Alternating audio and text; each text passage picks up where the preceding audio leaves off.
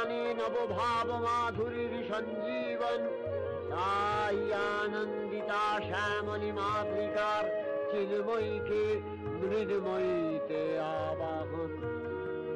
আজ চিৎশক্তি রূপিণী বিশ্বজননীর শারদশ্রী বিমণ্ডিতা প্রতিমা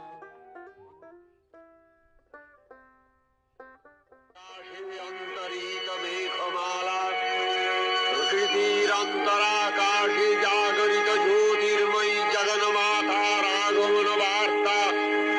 আনন্দময়ী মহামায়ার পদধ্বনি অসীম ছন্দে বেজে উঠে রূপলোক রসলোকে আনে নবভাব।